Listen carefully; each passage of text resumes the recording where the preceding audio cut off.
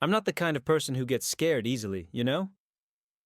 I grew up in that old house, and over time, I learned to ignore the creaks, weird drafts, and even those strange shadows that show up in the dim light. But a few weeks ago, a series of noises coming from the attic started to get under my skin. You know how it is, right? Those noises you try to brush off, telling yourself it's just the wind or the old wood settling. But this felt different. It always happened in the dead of night, when the silence in the house was so heavy that any sound hit like a thunderclap. The footsteps, yeah, they sounded like footsteps, started slow, like someone was moving cautiously, trying not to be noticed. Of course, my parents thought I was blowing it out of proportion. My dad even said it was probably some animal, maybe a rat, or just the house settling again. But deep down, I knew it wasn't just creaky wood. One night, it got even weirder. I woke up with a start to what sounded like something being dragged across the attic floor. And it didn't happen just once. I heard it again, and then again, like something, or someone, was moving something heavy right above my bedroom. I froze in bed, trying to make sense of it, but I couldn't work up the courage to go up there and see for myself. The next morning, over breakfast, I brought it up again to my dad, trying to get him to take me seriously. He laughed it off, not really buying it, and said he'd check the attic later if it was bothering me that much. But, of course, he forgot, and I was left with this sinking feeling that no one was taking me seriously. I thought about going up there alone, but something held me back, you know? That weird gut feeling, like a survival instinct, telling me I might not really want to know what was going on. But it wasn't just the noises that got to me.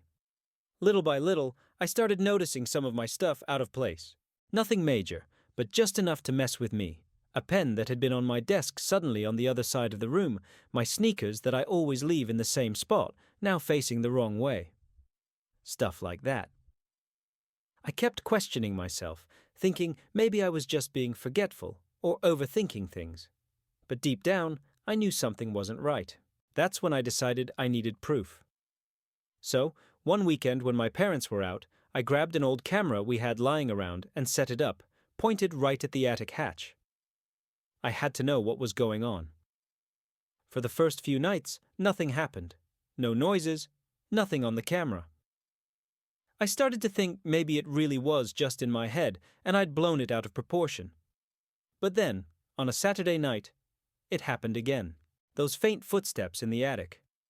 I was wide awake, so I knew I wasn't dreaming or imagining it. The next morning, I went straight to check the camera footage. And there it was. At some point during the night, the attic hatch moved. Slowly, like someone was trying to open it quietly. My heart started pounding as I watched. And then, as I scrubbed through the footage, I saw something that made my stomach drop. In one of the frames, there was a face, blurry, but definitely a face. It wasn't anyone from my family. It was a man, older, with this strange expression on his face, like he was sizing up the space, checking if the coast was clear. I didn't recognize him, but something about him told me he knew exactly what he was doing, and it definitely wasn't the first time.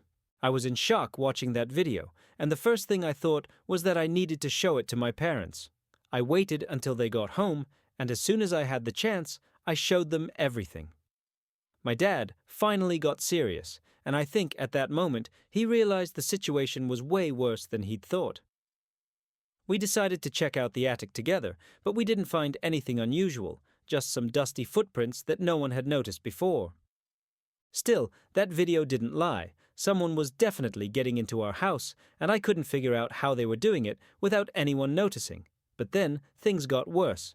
Apparently, after realizing the camera was there, the man started taking bigger risks. One night, I woke up to the sound of something falling upstairs, like he was trying to get in again. My dad decided to reinforce the attic locks and even added an extra latch. But by then, the fear had already taken over. Just the thought of a stranger sneaking into the place where I was supposed to feel safe was something I couldn't get out of my head. Every creak in the house made my whole body tense up, like he was about to show up again at any second. After locking everything up in the attic, I thought maybe that would be enough to make the guy give up.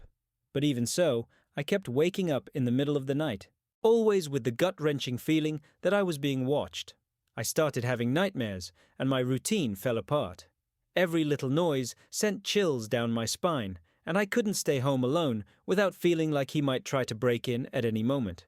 The tension was so overwhelming that I decided to leave the camera running 24/7, just to have some peace of mind. At least that way, I'd know if he tried something. Then came the bizarre twist in all of this. My mom was sorting through some old stuff in the home office and found an old photo album from when my grandparents lived here.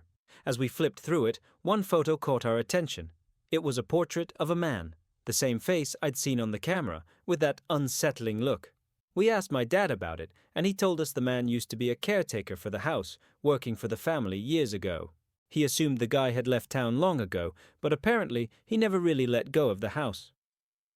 After discovering the man was the former caretaker, everything started to click, but it only made the situation creepier. According to my dad, the guy had been let go years back, but he knew the house inside and out, including hidden corners, and, apparently, even a key that still worked on the attic entrance. That sent shivers down my spine because it meant he had probably been coming and going unnoticed, maybe even for months. Still, the scariest part was wondering what he was after. We went through some things in the attic and noticed that a few of my grandma's old jewelry pieces, which had been stored in a box, were missing. It seemed like he was sneaking in just to take little things here and there, trying not to draw attention. It was after that my parents decided to take more serious action. They called the police, but since we didn't have any solid evidence besides the recordings and the missing jewelry, the officers said the most they could do was keep an eye on the area. I felt a mix of relief and frustration.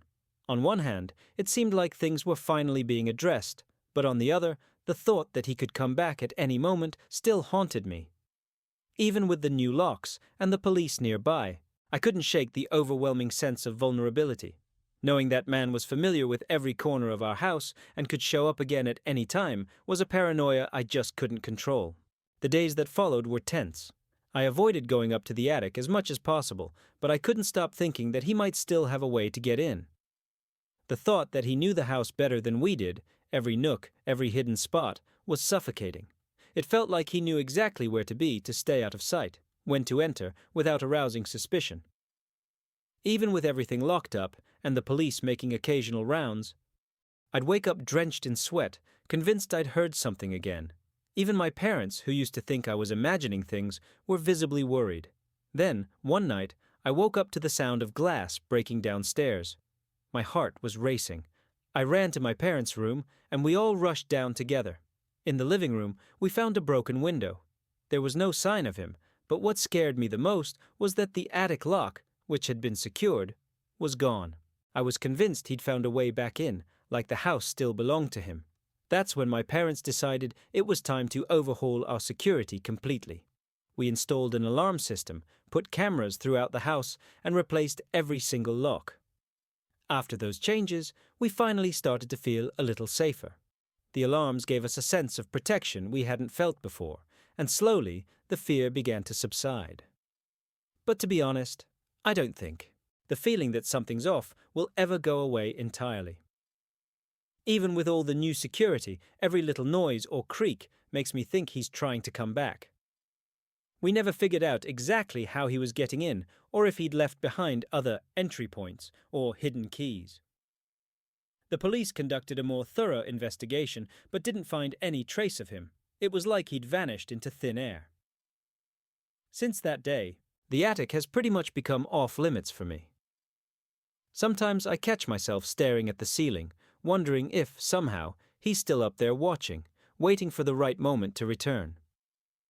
The sense of vulnerability, of knowing he understood our house better than we did, still lingers. Even now, I can't fully explain how he managed it, but I know this experience completely changed how I feel about safety and the trust I have in the place that's supposed to be my home. And the strangest part? Even after everything we did, I can't shake this eerie feeling that the story isn't over yet. Please subscribe our YouTube channel. So today I decided to share something that's been keeping me up at night for the past few weeks. I recently moved into a new apartment that I thought was perfect for me. Great location, fair price, and a quiet neighborhood. On the first day, everything seemed ideal. but that night, something strange happened. When I got home, I found a note on my door that I'd never seen before. The paper was neatly folded, and the message was handwritten. It simply said, "Welcome to your new home."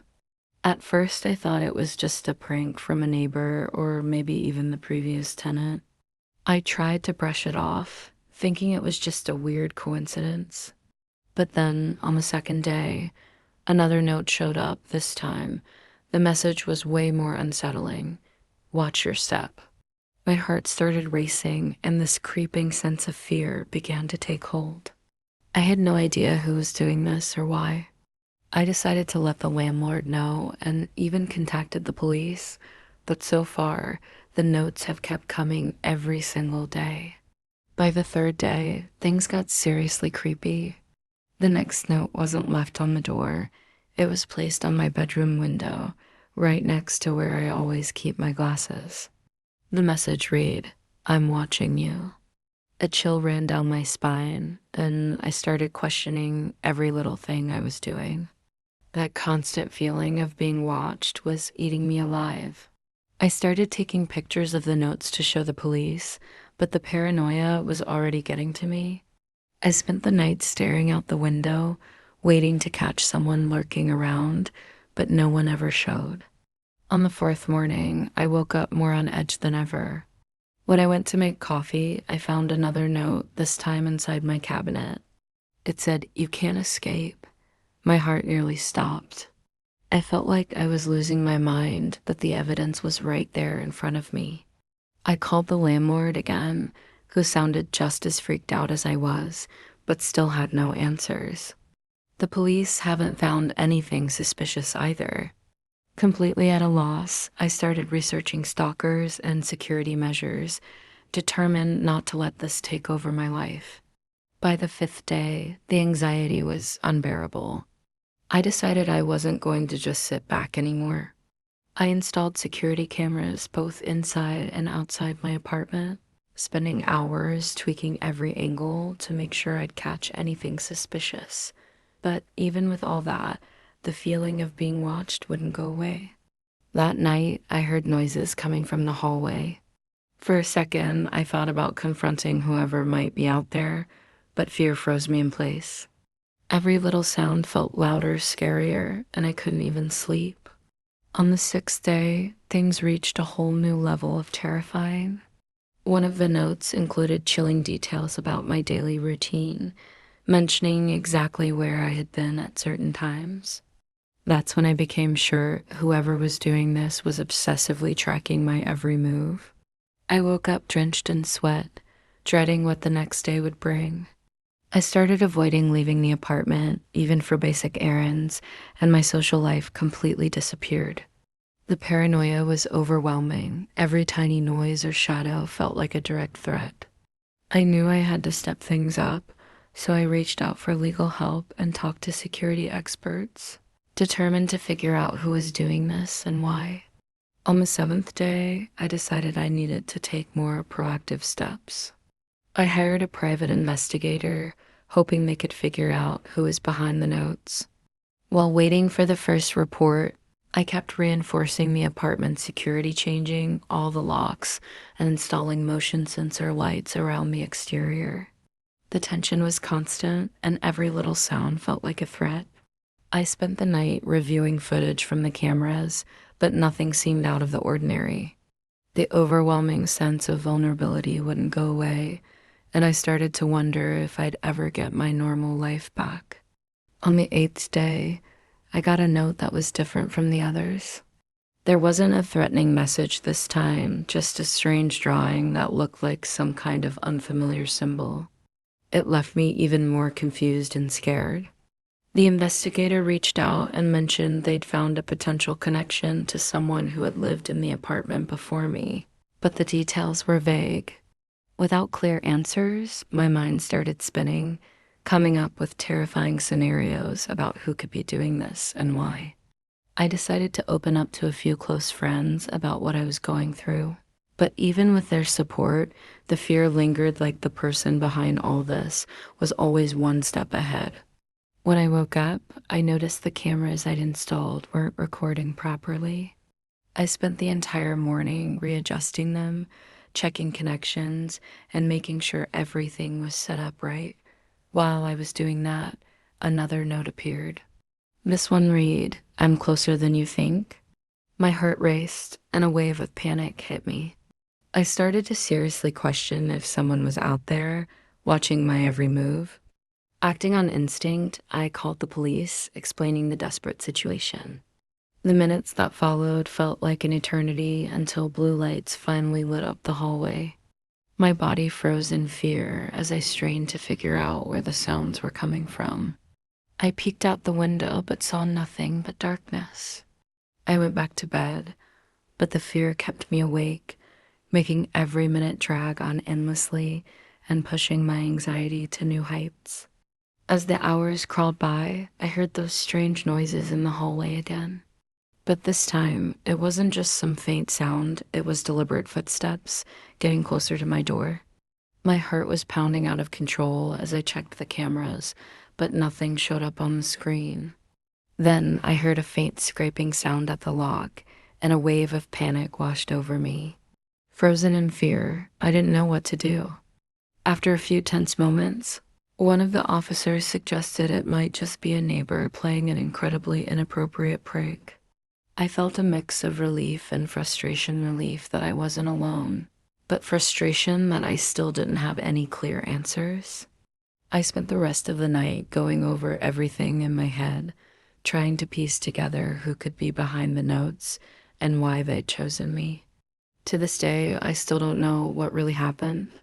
Everything just stopped as suddenly as it had started, leaving me with scars from an experience that still haunts me and questions I may never have answers to.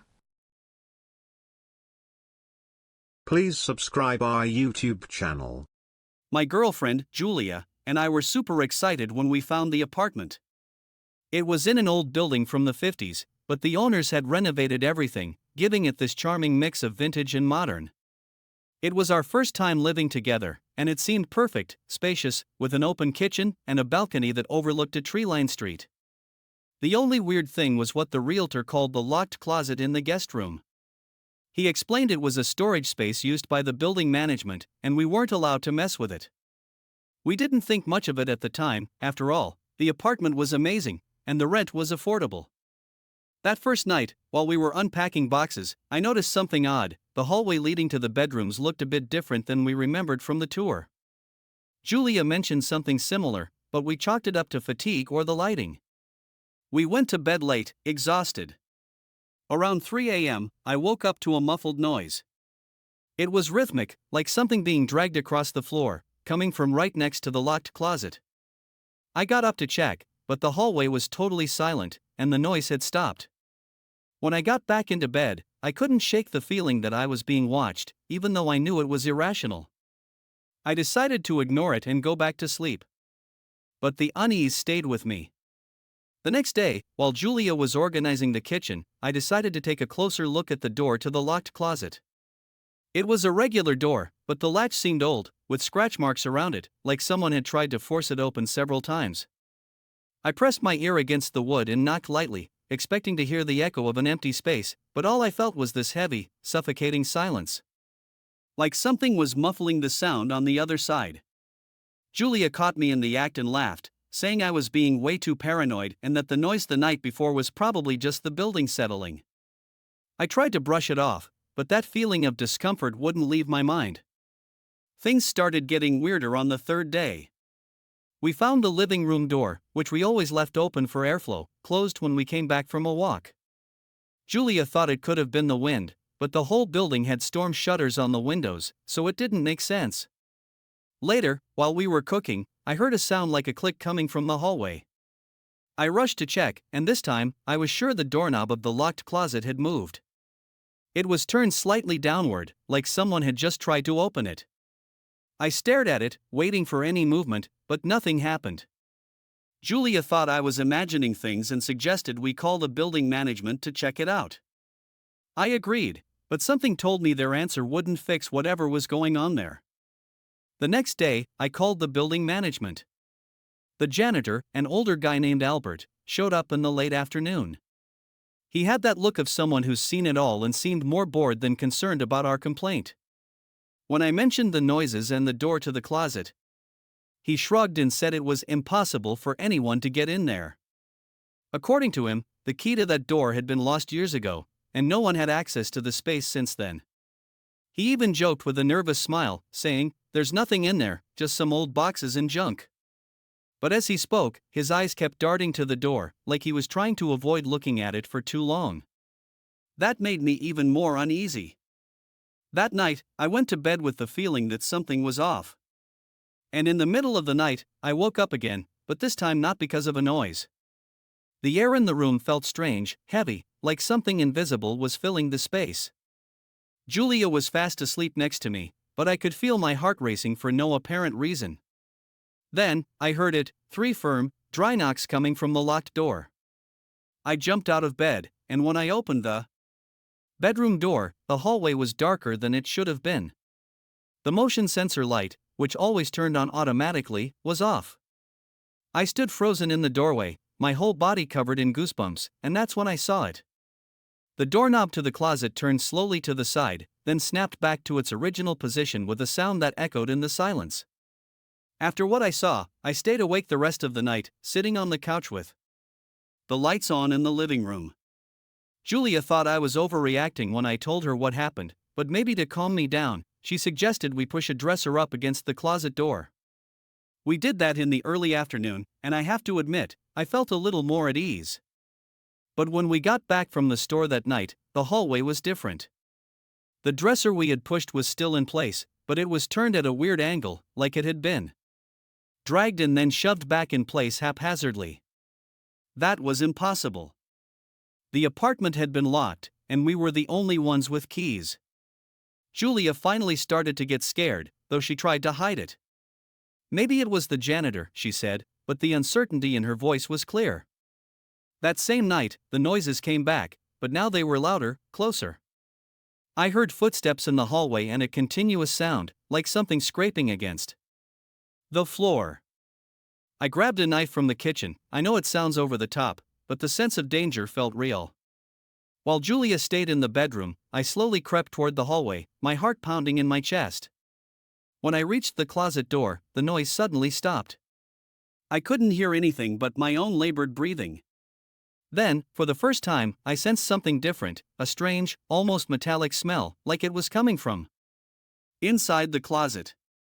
I stood there for minutes, holding the knife tightly, before finally deciding to go back to the bedroom. But before I left, I heard a low, muffled laugh, like someone was right on the other side. After that laugh, the situation became unbearable. I stayed up all night, thinking through all the possibilities. Could someone really have access to the apartment? Or worse, had someone been hiding inside the whole time? The next day, I called the building manager and insisted the door be opened. He seemed reluctant, but eventually agreed to come with a locksmith in the afternoon. When the locksmith arrived, I noticed he seemed nervous. While fiddling with the latch, he muttered something about old buildings always causing problems and avoided looking me in the eye. After a few minutes of work, he finally managed to open the door. What we saw inside made me step back immediately. The space was much larger than we'd imagined, almost like a whole room. But what caught our attention the most were the marks on the floor, deep scratches, like something heavy had been dragged over and over again. In the corner of the room, there was a small pile of things that didn't belong to us: children's clothes, an old doll missing an eye, and something that looked like a dusty journal. Julia went pale and ran out of the apartment. The building manager, visibly uncomfortable, said he'd never been inside and had no idea how those items ended up in the closet. I knew he was lying, his eyes told me everything. But before I could confront him, he hurried out, saying he'd take care of it later. After the building manager left, Julia insisted we spend the night at a hotel. I didn't need much convincing. The idea of sleeping in that apartment after what we had seen was terrifying. I grabbed the journal we found, more out of curiosity than anything else, and took it with me. At the hotel, while Julia was in the shower, I started flipping through the pages. The first ones were hard to make out, written in sloppy handwriting with lots of mistakes, like they were from a child. But as I went on, the entries became clearer and more disturbing. Someone was describing, in detail, the daily routines of the building's previous tenants. Trivial things, like their leaving times, visitors, and even what they ate. But the most disturbing part was that the entries didn't stop in the past. The last pages described things Julia and I had done that week. My blood ran cold. Someone was watching us. Someone knew every little detail of our lives in that apartment. I couldn't sleep that night, and neither could Julia when I showed her the journal. The next day, we decided we wouldn't go back to that place. We hired a company to pick up our things and made it clear we didn't want to step foot in that apartment again. Sometime later, I got a message from the building manager saying the space had been sealed for good, and no one would have access to it again. But something about the way he wrote that didn't sit right with me. To this day, I don't know who or what was in that locked closet, but one thing I'm sure of, something or someone was in there, watching us, and it wasn't something I ever wanted to find out. Please subscribe our YouTube channel.